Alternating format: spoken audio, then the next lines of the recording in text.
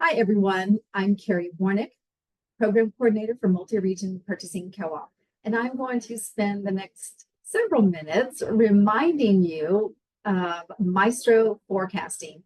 So just a review of how the software works, and keep in mind, this is the customized forecasting software that MRPC utilizes to collect your estimated quantities on every RFP or renewing vendor that you plan to utilize.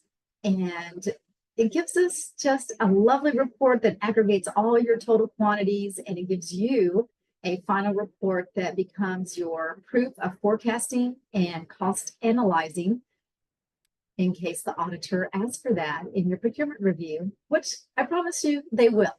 So let's get started. And for some of you that are brand new, this is such an easy program to use. And I will kind of preface this with, yes, you should be either already starting to work on your menus for school year 25-26, or at least thinking about your menus for 25-26, as we are in that place in this industry that planning needs to occur a year out.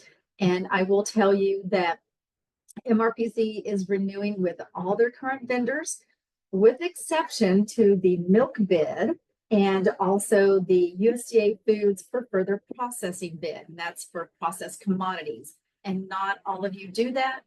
And I will let you know that there are some changes with that particular bid. And so if you are a processing district, you are not going to see a forecasting sheet in this software. I'm trying to make your lives easier. So I've got some changes. You'll be getting a email from me regarding all the details. Now, to get started, let me share my screen. And I will say that I popped in on the MRPC web pages first because I did include a link in the email that contained the link to this video to our Maestro Forecasting. However, if you need to get back to it, you can always find the link on the MRPC web pages. And if you don't have these pages set as your favorite or bookmarked, I do encourage you to do so because they're nestled inside the Region 10 ESC website. So it just makes it a little easier to find what you need. Lots of good things on our website if you haven't perused our website lately, but on the tab, Labels and Links, you will find a link to Maestro Forecasting. And you'll just simply click on that and it will open up the login page to our lovely forecasting software. Now, if you forecasted in Maestro previously, you should have a login because it utilizes your Region 10 ESC account login credentials. If you remember your password and the email you used on that, all you have to do is type it in to the appropriate fields and click on Sign In with a Region 10 account. If you can't remember your password, but you know you have an account, click on Forgot Password and you can reset that password right from this screen. And if you are new to Multi-Region Co-op, which we do have some new members, and maybe you're not in Region 10, and don't have a Region 10 account, then you can click on Create Account and set your account up right from the screen. All right, I've already got my login typed in here. I'm just going to click on Sign In with Region 10 account, and it is going to open up the home page where you see multiple forecasting catalogs listed. Now, as I mentioned, we're renewing with all of our vendors, with exception to milk, which means Oak Farm and Highland Dairy. You will not see those catalogs. Instead, you're going to see a catalog for milk, and it is titled just that, Milk Full Service Delivery, right here in the middle of the screen. You'll notice it says new. And of course, no USDA Foods for Further Processing catalog is in here. So those are the two big changes. Everything else is a renewal. So the vendors you're currently purchasing from will be the vendors that you will forecast with or for school year 25-26. Now, let's talk about what you see in each of the individual boxes. They are alphabetical. A through Z by vendor name first. The number in the parentheses is the RFP number. Keep in mind, some of our RFPs have multiple vendors awarded: ice cream, fresh produce, milk, although we have a new catalog for that one. But you realize we do have multiple vendors, and so you might see this number repeated in several places, especially with produce where you have multiple vendors awarded. It is going to tell you how many items are listed in the forecasting sheet. These were taken right out of our current bid award catalogs. So everything that's in the bid award catalog right now, you will find in the forecasting sheets. It's going to tell you how many days you have left to forecast. Now, we started opening these just tail end of last week as we were getting all of our catalogs loaded. And the due date, or the last day you can enter your forecasting, is February 14th, middle of February. You've got 5.5 months on all of these catalogs. And I know some of you use multiple catalogs or multiple vendors. So pace yourself. Some of you may want to wait until after the food show to hop in here. Some of you may still be working on your menus, but get everything in order because this will come due mid-February, actually before you're finished with spending your entitlement. So we've made a little shift in our bid time frame because of what we are hearing from our vendors, and just going to allow us to get some things out earlier, awarded earlier, or approved and in your hands right before we have that last month of school. So again, this is for 25-26 school year. Okay, now other things you're going to see. If you see a little tag on the bottom right-hand corner of new, that means that is a forecasting sheet that you have not stepped into. And there may be multiples you'll never step into. But if, let's say, you are purchasing from Brothers and you need to step into that catalog and start forecasting, once you begin the process, as you come in and out over the next 5.5 months, you may forecast some items like you see here on Coca-Cola. 4 items are listed. So I have already forecasted 4 items and it's in progress. I haven't clicked on the I'm done button yet and finished my forecasting, but I started it. I'm just in progress. Then, of course, if you have completed your forecasting, there's a button where you click I'm done. It's going to say complete or show complete.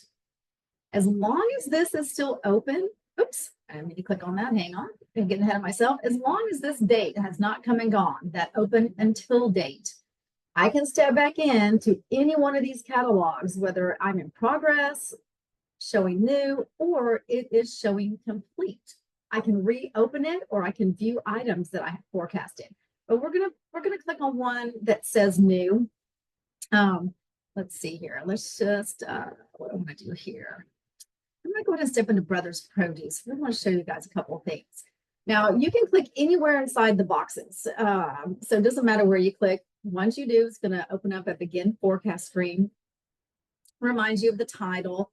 The catalog is a general tag for the RFP that this particular vendor is awarded on. So Brothers Produce was awarded on the fresh produce and raw meats RFP. You get a description of what the forecasting sheet is, total number of items, reminder of the school year, the date it opened, and the date it closes.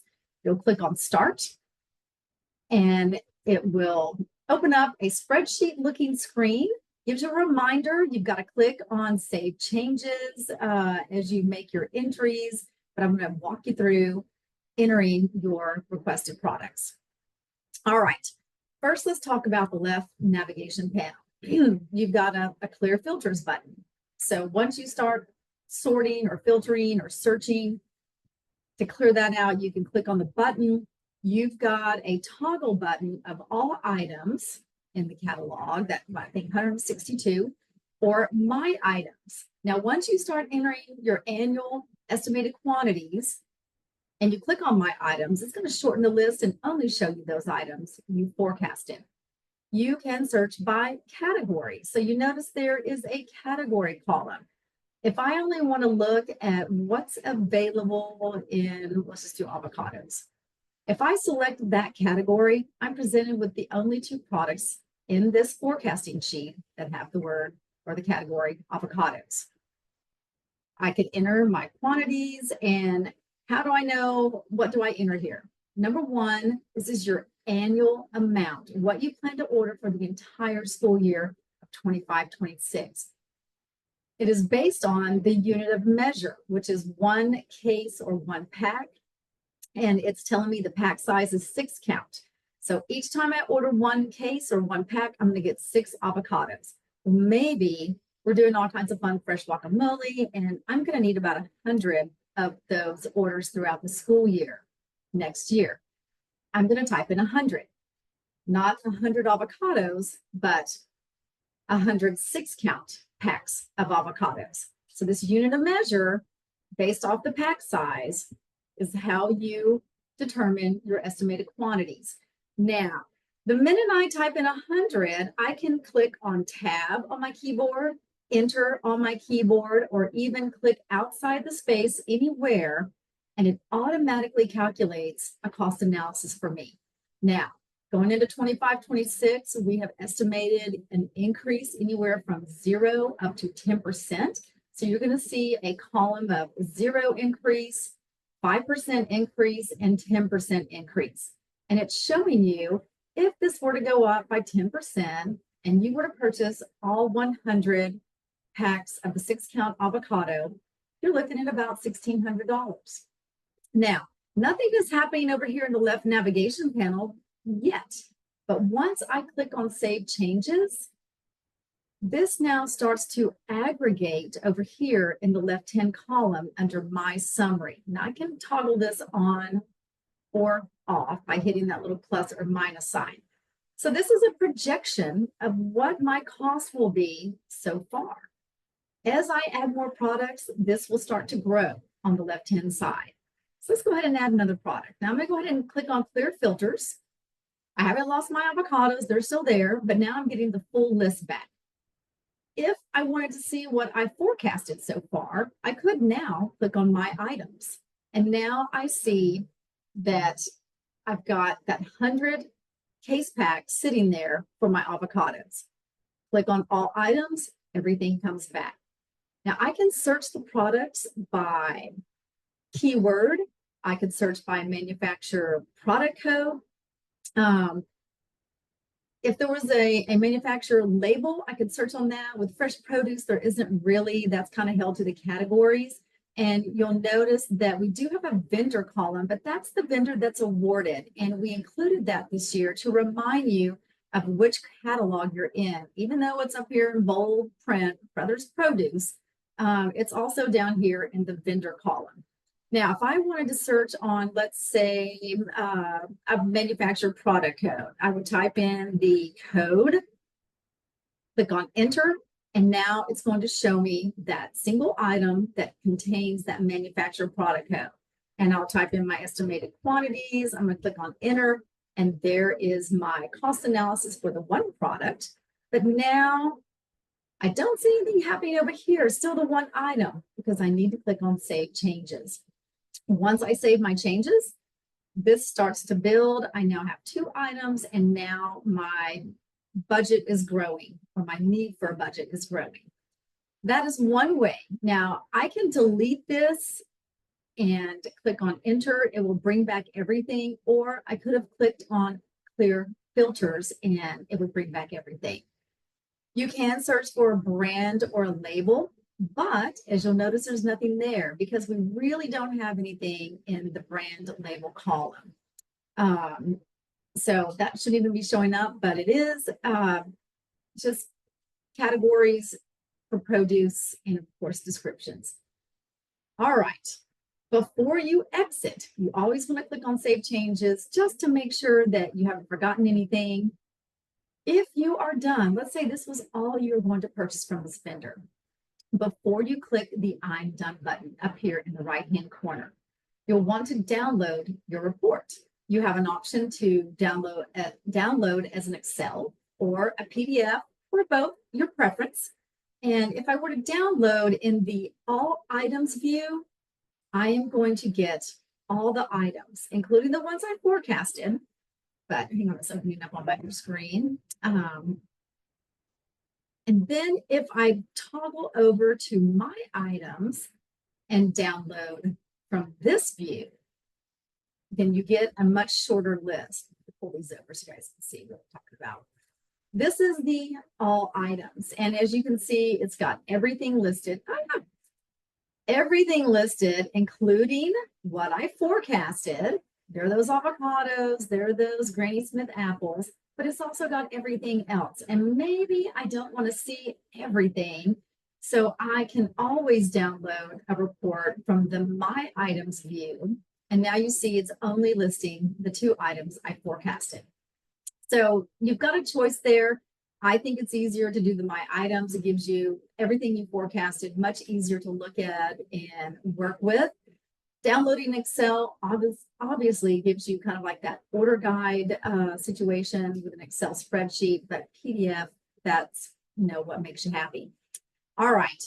Once you've downloaded your report, you can click the I'm done button.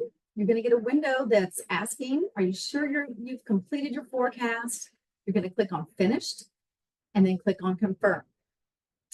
Now, when we look at Brothers Produce, we see 2 items forecasted. I thought I was finished, so I clicked on finished. Now it's 2 months later, and what was I thinking? I need way more than 2 more items from Brothers Produce. And so I'm going to click on this and reopen it. Now, I could click on view details, and it's going to open up and show me what I did. I can still view my items only, but you'll notice there's no way for me to enter anything.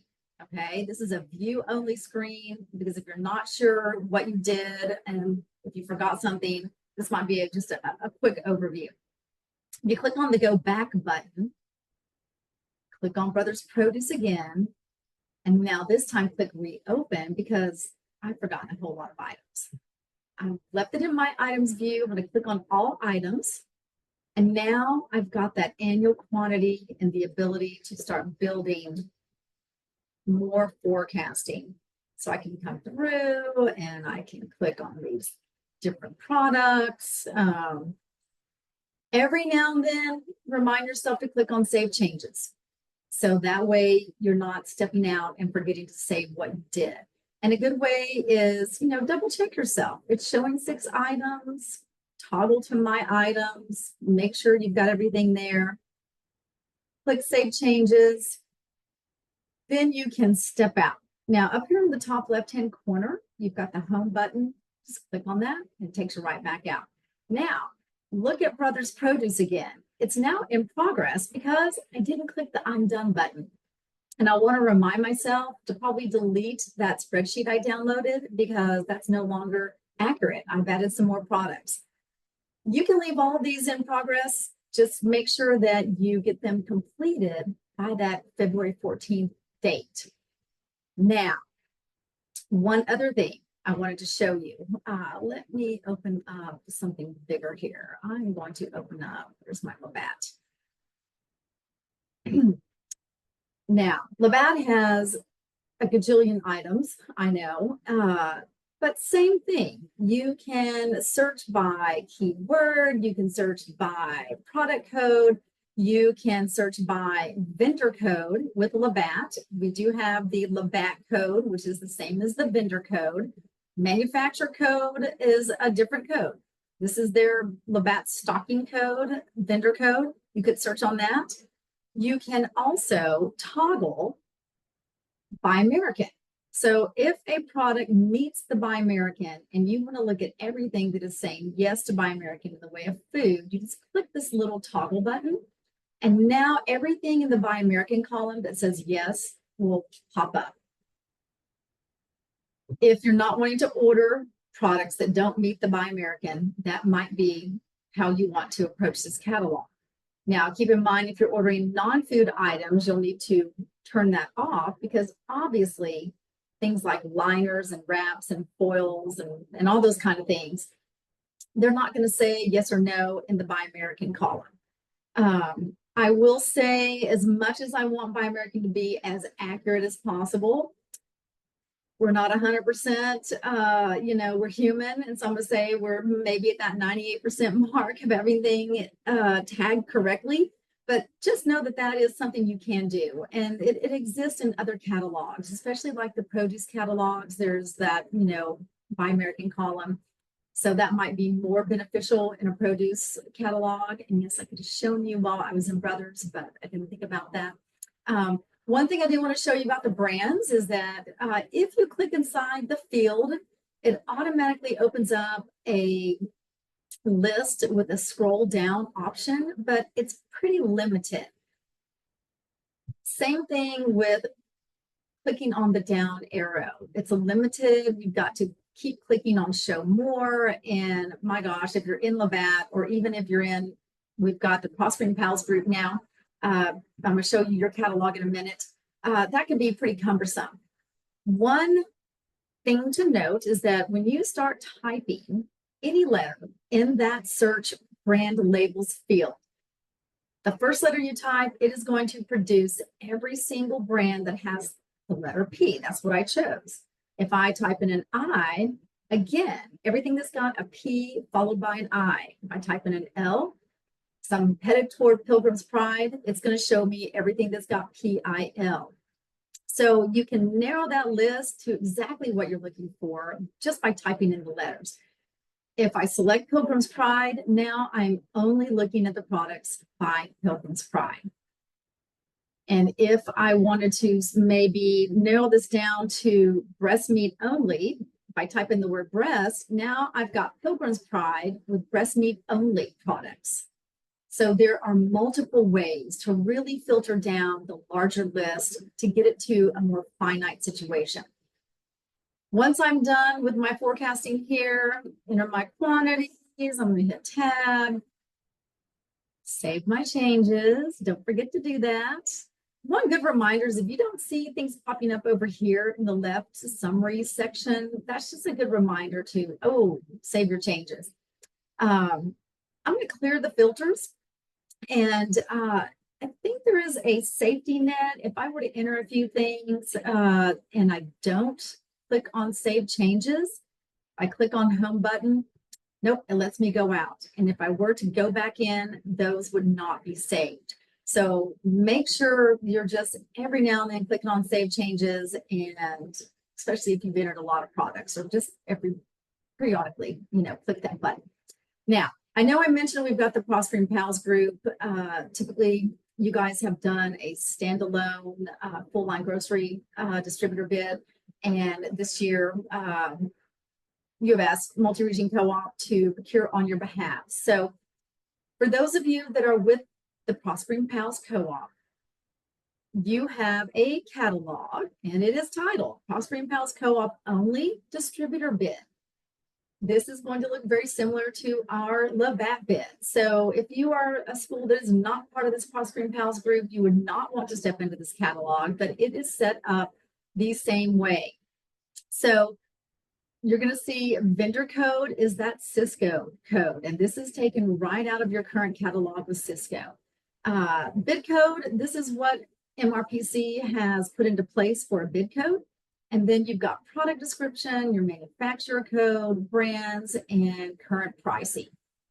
You're going to just treat this the same as I've just shown for all the other catalogs. And most of you are using some of our other RFPs, such as ice cream and produce. I think I've even got a few of you doing some other things, small wares and such. So this is no different. It's just you've got a dedicated full line grocery distributor forecasting sheet in Maestro. All right. Now, let's talk about new item request. There is a specific area of your homepage when you log in called new item request. After searching the catalogs you're forecasting in, if you just absolutely cannot find a product you really want for school year 25-26, this is not a mid-year request, this is new item request for next school year. This is where you're going to place it. And you'll simply start by clicking the new request button. You are required to put in all this information and do your best here. The reason I ask you to provide the details is because every year MRPC gets upwards to 400 plus new item requests throughout the various vendors that we have awarded. And without the specifics, that becomes a full-time job for me for probably a good week, trying to find the products online or what have you. So I'm asking you and actually requiring you to fill in some very specific information because number one is going to ensure that your new item request is attached to a renewal bid and that hopefully we can get bid pricing for it from the awarded vendor. You're going to start with catalog. And remember, catalog is the RFP that was released. And there are multiple vendors awarded in most of our RFPs. Now, I'm going to share a story because one year I had a district that wanted to add some type of a snack food, to our Labatt bid. However, they chose chips and snacks. Now, when you select the catalog, you are then presented with the vendors that are awarded underneath that RFP. Now, this is before this correction was made to Maestro. So the person selected the catalog, chips and snacks, and then they proceeded to give me the product description, the pack size, the brand, and the label, the manufacturer code. I got it added to, guess who? Masters, because they were our snacks and chips awarded vendor. The person wanted it on Labatt, and so technically they should have selected the full line grocery bid. At the time, I didn't have it tagged with Labatt because it was our full line grocery bid. So I've tried to clarify a few things for you guys with some specifics. Now, you will see that beverages, if you click on beverages, you're going to get Masters, Coca-Cola, and Dr. Pepper. You need to tell me which vendor you want your item added to. If you leave this blank, I won't know which vendor. And incomplete information, I'm probably not going to request any item because I won't know where it goes. All right, let's talk about our catalog list. We've got all different of these RFPs. Ice cream, you've got about 3 vendors. Kitchen chemicals, I think there are 2 or 3. Milk is obviously going to be a new bid. And so when you click on milk, let's say you've gone to the milk forecasting sheet. Now you're going to see there is no vendor name, but it tells you it's the new bid. And you would select. All right. Product description, product name, tell me what it is. Maybe there's some new great, fruit, juice item you want. I know it's a milk bid, but they offer juice. The current price is maybe $15 for a case. The pack size is maybe 12 each. Obviously, there's 12 servings. I'm so making this up. Any brand name. So you're going to give me the brand name. Obviously, you're going to tell me the manufacturer product code, not any kind of Oak Farms or Highland code. Or if there's another milk vendor out there or Gandy's, you're going to tell me the manufacturer product code. And then based on that pack size of 12 each, how many cases do you plan to order throughout the entire year? So maybe just 100. You're going to fill out all this information. Now, current price, please try to do your best to find out what the current known price is. That's going to help with some of the cost analyzation I have to do because once I get all the new item requests in, and I pull that report, I will do a cost analysis on those items. And I'll show you what your report looks like here in a minute. So you'll fill in all the blanks for me, click on create, and now that appears on your home screen. That will always appear on your home screen unless you delete it. Now, again, I encourage you to really do the review of a catalog before you request a new item. Every year, there are so many items that are requested as new, and they're actually on the catalog. The person just did not see them. Do all your searches, manufacturer name, manufacturer product code. If it's a full line grocery, there's a vendor code such as Labatt or Cisco, search on that code. Keywords, do your best to make sure that any new item you're requesting is absolutely not listed in that forecasting sheet. Get it set up. Do your best with the current known price. Even if you pull it off of Amazon or Google, whatever, it's a ballpark. and it allows for some cost analysis, which is required, and TDA is going to ask for cost analysis and forecasting in your reviews. So it just helps get everything in place. Now, let's say you actually did discover, oh my gosh, you know what, that fruit juice I want, it is on the milk catalog. So I need to take this off. And if you start adding more new item requests, they'll just start to list right here. So every time you log in, you're going to see what you've requested. If you need to delete this item, you simply just click on it and click on delete. It's that simple. Say okay, and the item goes away. Now, before February 14th gets here, and let's say you've got a list, you wanted some new items on multiple different vendors' catalogs, and you've got a good list going, don't forget to download your list. It's going to download a copy that shows exactly what you requested, columns for each one of those fields that you entered into. The only piece that's missing on this particular download is a cost analysis, but that's pretty simple to add in a little function of what if the price goes up by 10% or 0%, whatever that looks like. So get your new items over there, get your forecasting complete, and now get those menus ready, because you've got 5.5 months. And I know that sounds like a good chunk of time. It's almost half a year, but I don't know about you guys, but the rate time is passing is scaring me. It's fast. So do your due diligence. If you need help getting a Region 10 account, getting logged in, navigating the catalogs, the forecasting sheets, please reach out to me or Diane Fields. We are absolutely happy to help you. And, you know, when you're ready to start the forecasting, and I'm not saying start it tomorrow, some of you may want to start building on it.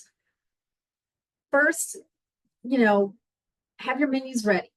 Target the products you plan to use. We know you're going to see some fun stuff at the food show, hopefully. And so there might be some new items you're going to request just because of that. If you get about December, November, whenever that happens, pull a velocity report from your vendors or ask them to run you a what have I purchased so far report. Some of them, for some reason, don't understand velocity, but purchase report or, you know, total items purchased, whatever they can, you know, provide to you. Or pretty sure you guys can pull a report out of your menu systems of what you've menued. And some of you are using that as inventory and ordering. So there are a lot of different avenues you can take to create a list that can very quickly be worked off of to get your forecasting entered. I've heard some mid-sized schools tell me it took them maybe 2 hours to get all their forecasting in. But get yourself organized before you jump in, before you go fishing, right? Okay, if you have any questions, reach out to me.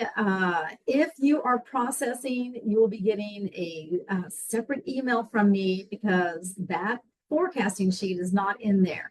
We, Multi-Region Co-op, is taking a completely different approach to processing. So you'll hear from me on details about that.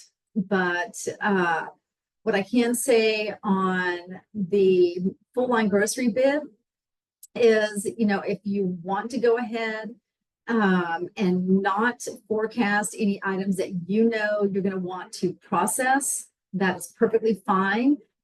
If you want to go ahead and forecast the commodity products on the bid, that is also fine. Either way, it's going to be okay with me, because we're doing something a little bit different with trying to minimize the number of times you enter forecasting for processed commodities. It's been heavy, and Web SEM is still heavy on your plates. So trying to lighten your load. And you'll notice that our forecasting ends a little earlier this year, middle of February, which is going to free you up for the rest of that month to finalize everything in Web SEM and not be stressed to get some other things done for Multi-Region Co-op towards that March 1st date. So hopefully that makes your life a little easier. All right. Thanks for watching, and let me know if you have any questions or need assistance. We're here.